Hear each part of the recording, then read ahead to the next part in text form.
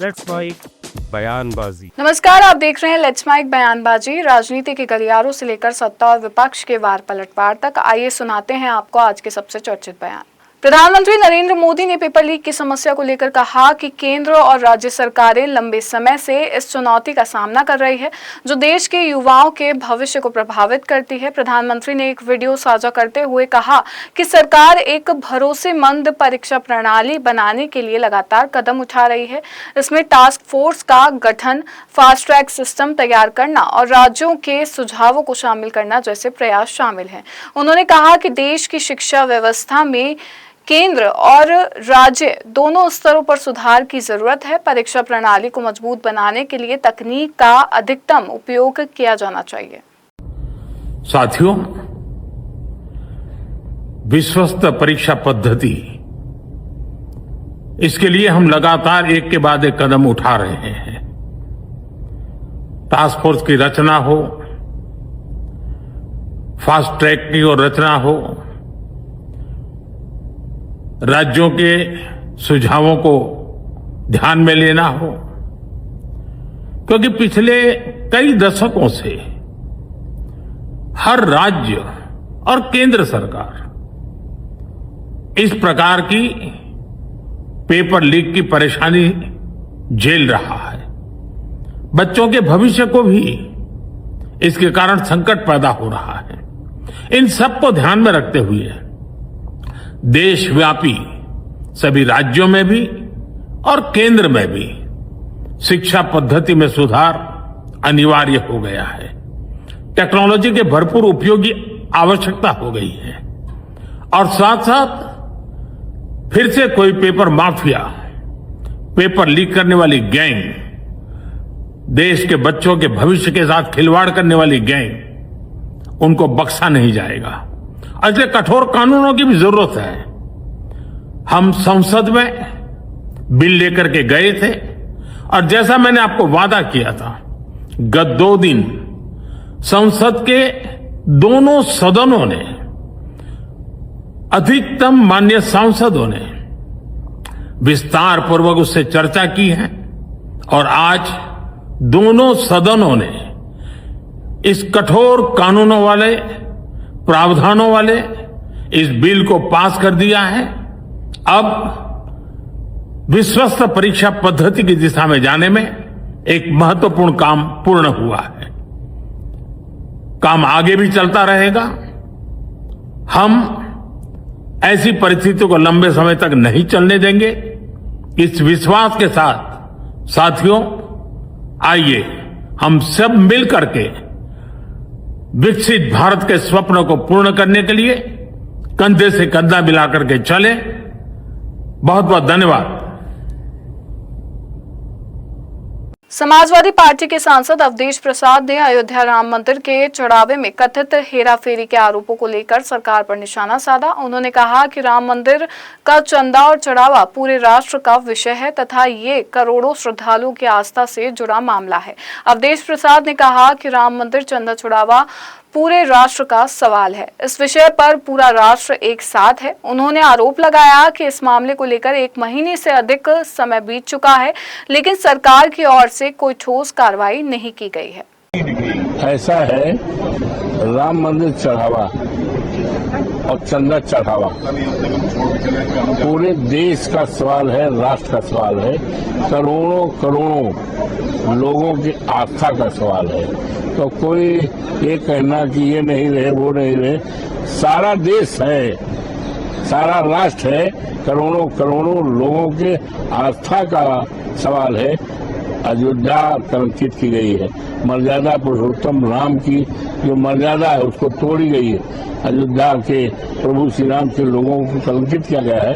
सारा राष्ट्र एक साथ है और हमारे नेता माननीय अखिलेश यादव जी ने खुलासा किया। अफसोस है 1 महीने से ज्यादा हो गया, सरकार कुछ नहीं कर रही है, केवल बड़ी मछली को बचाने काम कर रही है। भले वो सरकार बचा ले, लेकिन प्रभु के दरबार में कोई बचने वाला नहीं। तुलसीदास जी ने भी कहा है, जब जब होए धर्म की हानि, बाढ़े असुर अधम अभिमानी। तब कोई न कोई शक्ति उदय होती है, इनका नाश करती है। तो शक्ति प्रभु श्री राम खुद विद्यमान है। तो वो जो कल हमारी पार्टी के सारे सांसद मजबूती के साथ और इसकी लड़ाई समाजवादी पार्टी सड़क से लेकर सदन तक मजबूती के साथ लड़ेगी।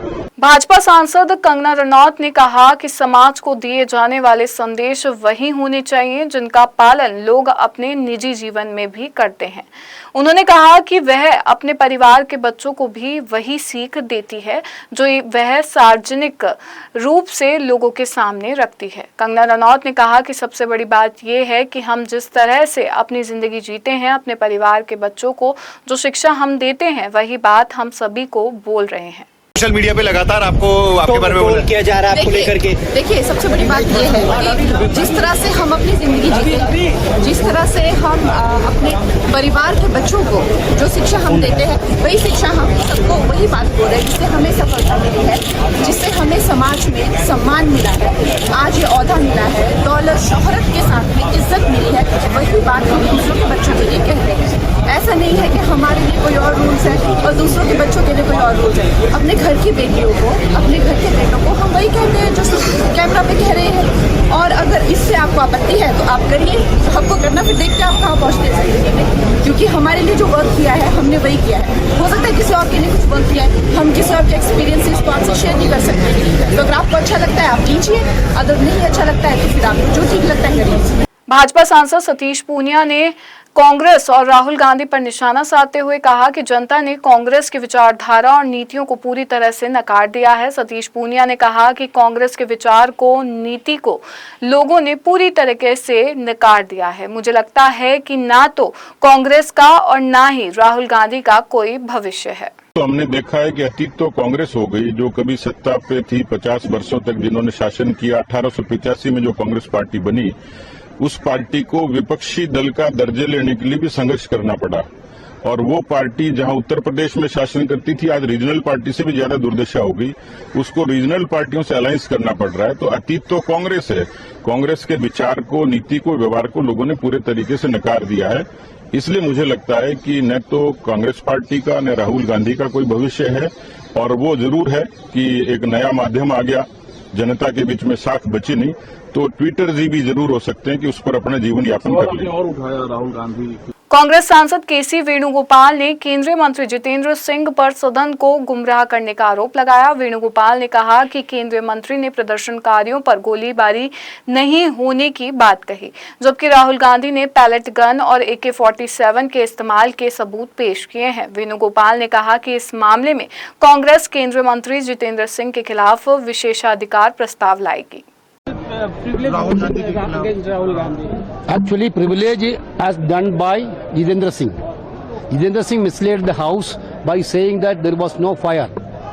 There is a clear-cut evidence that Rahul Gandhi himself showed the evidence of firing has happened, pellet gun used, and AK-47 used in Bihar also. So basically, who misled the House? Union Minister Jitendra Singh misled the House. We are going to move a privilege motion against him. Sir, Modi ji saying कि no mercy for paper leak accused. Congress अध्यक्ष और राज्यसभा में विपक्ष के नेता मल्लिकार्जुन खड़गे ने लोकसभा में विपक्ष के नेता राहुल गांधी के खिलाफ भाजपा सांसद अनुराग ठाकुर द्वारा दिए गए विशेषाधिकार नोटिस पर प्रतिक्रिया दी है। खड़गे ने कहा कि मैं उनकी बात नहीं करता, हमारे लोग इसका मुकाबला करने में समर्थ हैं। उन्होंने कहा कि कांग्रेस इस तरह के मामलों का सामना करने के लिए पूरी तरह तैयार है। हो गया ना, पास हो गया, हो गया। Anurag Thakur special privilege motion लेकर राहुल गांधी के खिलाफ। अरे उनकी बात मैं नहीं करता, वहाँ हमारे लोग समर्थ है, लोकसभा में पेश करेंगे। सर, जेंजी को लेकर संसदीय कार्य मंत्री किरेन रिजिजू ने कहा कि संसद में अभी कई महत्वपूर्ण विधेयक आने वाले हैं। उन्होंने पेपर लीक से जुड़े विधेयक के पारित होने का जिक्र करते हुए कहा कि इसका विरोध करने वालों ने राजनीतिक कारणों से विरोध किया है। रिजिजू ने कहा कि शिक्षा के मुद्दे और पेपर लीक की समस्या को लेकर सभी गंभीर हैं। उन्होंने उम्मीद जताई कि संसद की कार्यवाही सुचारू रूप से चलाने में सभी सहयोग करेंगे। एक तो शिक्षा वाला बिल पास हो गया और ऐसा है इम्पोर्टेंट बिल्स तो और भी आने वाले हैं।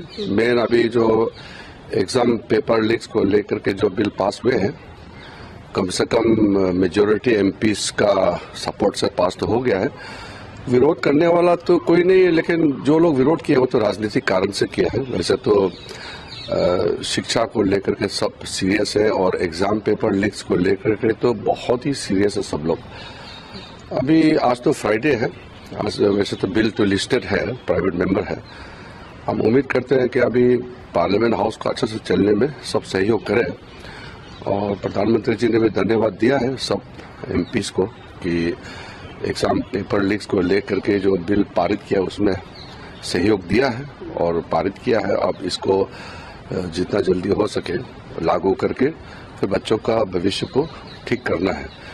और कई इम्पोर्टेंट बिल्स तो लिस्टेड है, आज भी इम्पोर्टेंट बिल लिस्टेड है। मैं अपील करता हूँ अपोजिशन पार्टी लोगों को कि अपना मुद्दा जो उठाना है वो उठा सकते हैं, लेकिन बिल पास करने में और क्वेश्चन आवर इम्पोर्टेंट बिजनेस को डिस्टर्ब नहीं करने से उनके लिए भी अच्छा है, सबके लिए अच्छा है।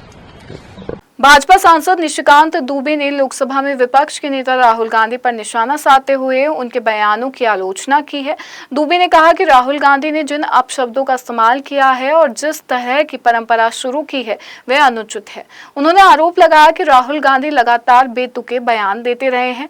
भाजपा सांसद ने कहा कि सत्ता के बिना कांग्रेस नेताओं का दिमाग शून्य हो जाता है। उन्होंने दावा किया कि राहुल गांधी के नेता प्रतिपक्ष बनने के बाद से उनके खिलाफ कम से कम 15 विशेषाधिकार प्रस्ताव लंबित है। गांधी के खिलाफ लाए ये तो राहुल जी बताएंगे, वे अनुराग जी बताएंगे राहुल जी के ऊपर जो उन्होंने किया, क्योंकि मैंने उसको पढ़ा नहीं है लेकिन आज अखबार में पढ़ा है और जो जिन शब्दों का उपयोग किया उन्होंने। और दूसरी बात यह है कि जिस तरह की परंपरा उन्होंने स्टार्ट की है, बिना सिर पैर के बात करने की जो परंपरा पहले भी बोलते थे, लेकिन अब जो है उनका थोड़ा सा जो माइंडसेट है, क्योंकि 12 साल से सत्ता से बाहर है और सत्ता के बिना कांग्रेसी जो है वो दिमाग शून्य हो जाते हैं। तो दिमाग शून्यता की जो स्थिति है उसी की पराकाष्ठा या विशेषाधिकार है। लेकिन मेरा लोकसभा अध्यक्ष जी से आग्रह है कि पिछले 2 साल से जब से राहुल गांधी जी बने हैं लीडर ऑफ द अपोजिशन, कम से कम 15 विशेषाधिकार के प्रस्ताव पेंडिंग है। तो विशेषाधिकार के ऊपर विशेष अधिकार करते हुए माननीय लोकसभा अध्यक्ष जी से मेरा विनम्र आग्रह होगा कि इसके ऊपर कार्रवाई करनी चाहिए। नहीं तो इसी तरह की बेसिर पर की बातें आज लोकसभा में प्रतिपक्ष के नेता कर रहे हैं, कल को कोई और सांसद कहना शुरू कर देगा। तो कार्रवाई जब तक नहीं होगी, कार्रवाई होनी चाहिए। सर, वंदे मातरम अपनी कांग्रेस सांसद प्रमोद तिवारी ने पेपर लीक के मुद्दे पर केंद्र सरकार पर निशाना साधा है। उन्होंने कहा कि 12 साल में 152 पेपर लीक हुए हैं, इसीलिए नैतिक रूप से इसकी जिम्मेदारी सरकार की बनती है। प्रमोद तिवारी ने कहा कि सरकार जो नया कानून लेकर आई है उससे पेपर लीक की समस्या पूरी तरह नहीं रुकेगी। उन्होंने सवाल उठाया कि पेपर लीक से प्रभावित छात्रों के साथ हुए व्यवहार, जिसमें कथित तौर पर लाठीचार्ज, पैलेट और आंसू गैस के इस्तेमाल का आरोप है, उस पर सरकार को जवाब देना चाहिए। 12 साल में 152 पेपर लीक हुए, तो नैतिक रूप से तो वही जिम्मेदार है ना। अब ये जो कानून लाए हैं, कानून से पेपर लीक नहीं रुकेगा। हमारा जो प्रश्न है कि अपने भविष्य के लिए पेपर लीक से जो नुकसान हुआ था, जो छात्र आए थे उन पर लाठी, कील लगी लाठी, पेलेट, आंसू गैस, ये सब छोड़े गए हैं, तो इसका जवाब सरकार की तरफ से आए। ये सरकार इतनी कायर है, बुज़दिल है कि हिम्मत नहीं पड़ी कल राज्यसभा या लोकसभा में सामना करने की इस बिंदु पर। फिलहाल लेट्स माइक बयानबाजी में बस इतना ही। आप बने रहिए लेट्स माइक के साथ। नमस्कार। आप सुन रहे थे let's mike more than radio. Follow कीजिए हमें हमारे सोशल मीडिया प्लेटफॉर्म्स पर। It's time for news. It's time for more than radio. Presenting the first radio news app, Let's Mic. Let's Mic, a news-based app on your phone where you get to watch and listen news, talk shows, interviews, radio show podcasts. On Let's Mic, you get all relevant information of TV, print, radio, podcast, and digital. Let's Mic talks about every segment of life.